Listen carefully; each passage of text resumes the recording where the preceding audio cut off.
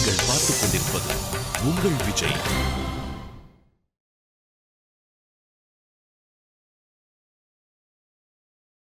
உங்கள் அனைவருக்கும் இனிய காலை வணக்கம். இந்த நாள் நிகழ்ச்சியில் இன்றைய பஞ்சாங்கம்.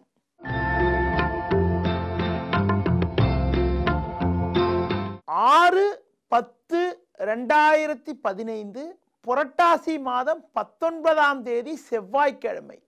நவமி திதி இரவு 8:25 வரை, பின்பு தசமி. புனர்பூச நட்சத்திரம் பகல் 2:22 வரை, பின்பு பூச நட்சத்திரம். நாள் முழுவதும் சித்த யோகம். ராகு காலம் பிற்பகல் 3 மணி முதல் 4:30 வரை. யமகண்டம் காலை 9 மணி முதல் 10:30 வரை. சுப ஓரைகள் காலை 8 மணி முதல் 9 மணி வரை, மதியம் 12 மணி முதல் 1 மணி வரை, மாலை 4:30 முதல் 5 மணி வரை, இரவு 7 மணி முதல் 8 மணி வரை, பின்பு இரவு 10 மணி முதல் 12 மணி வரை. இன்று பைரவ வழிபாடு மேற்கொள்வது மிகவும் சிறப்பு. இனி இன்றைய ராசி பலன்.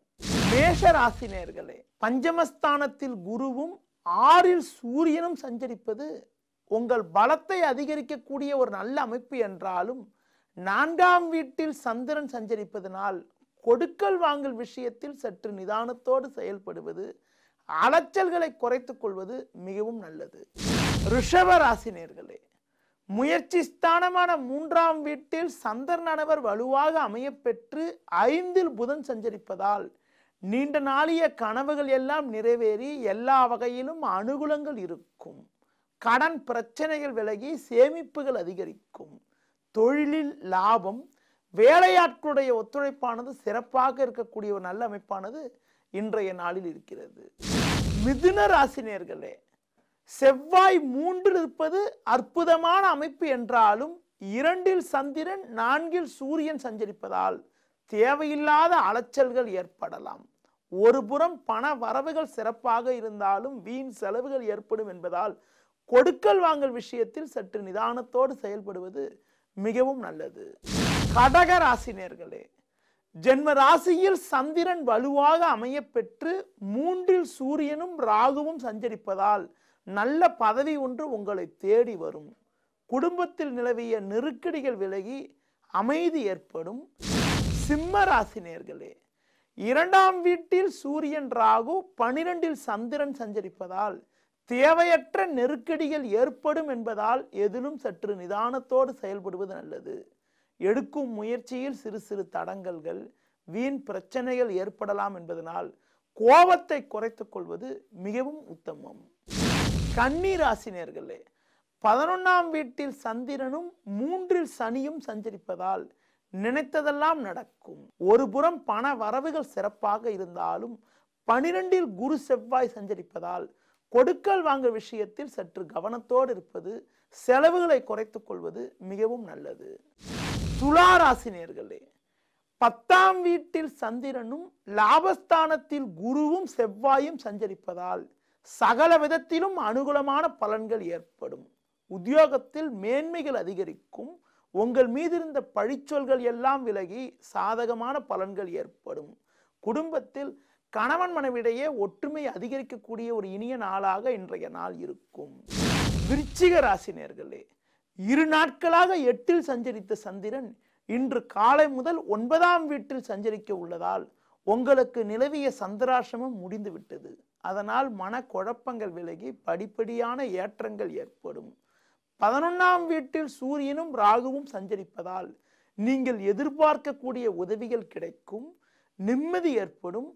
தனுசு ராசி நேயர்களே, இன்று காலை 8 மணி வாக்கில் சந்திரனானவர் 8ஆம் வீட்டிற்கு மாறுதலாகி இன்று நாள் முழுவதும் சந்திராசிரமம் உள்ளதால் எதிலும் சற்று கவனத்தோடு நிதானத்தோடு இருப்பது மிக மிக நல்லது. குரு பார்வை ஜென்ம ராசிக்கு இருப்பதால் பண வரவுகள் சிறப்பாக இருக்கும். 10இல் சூரியன் இருப்பதால் இருக்கக்கூடிய இடத்துல மதிப்பு மரியாதை எல்லாம் சிறப்பாக இருக்கும் என்றாலும் குழப்பங்கள் ஏற்படலாம் என்பதனால் புதிய முயற்சிகளை தள்ளி வைப்பது தவிர்ப்பது, மற்றவர்கள் விஷயத்தில் தலையிடாமல் இருப்பது மிகவும் நல்லது. மகர ராசி நேயர்களே, சமசப்தமஸ்தானமான 7ஆம் வீட்டில் சந்திரனும் 9ஆம் வீட்டில் சூரியனும் புதனும் சஞ்சரிப்பது உன்னதமான அமைப்பாகும். எதிர்பாராத உதவிகள் உங்களுக்கு கிடைக்கும். கிடைக்கக்கூடிய உதவியால் இருக்கக்கூடிய பிரச்சனைகள் எல்லாம் படிப்படியாக விலகி ஏற்ற மிகுந்த பலன்கள் இருக்கும். கும்ப ராசினியர்களே, 6ஆம் வீட்டில் சந்திரனானவர் வலுவாக அமையப்பெற்று சமசத்தமஸ்தானமான 7இல் குரு சஞ்சரிப்பதால் சுபிட்சங்கள் அதிகரிக்கும். தடைப்பட்ட சுபகாரியங்கள் கைகூடும். அரசு வழியில் நீங்கள் எதிர்பார்க்கக்கூடிய ஒரு அனுகூலமான பலன்கள் கூட கிடைப்பதற்கான சூழலானது உள்ளது.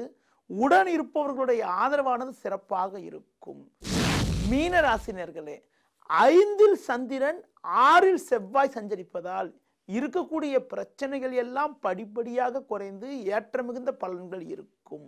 பண வரவானது திருப்திகரமாக இருக்கும். பிரச்சனைகள் விலகி அனுகூலங்கள் அதிகரிக்கும். இனி ஜோதிட தகவல்.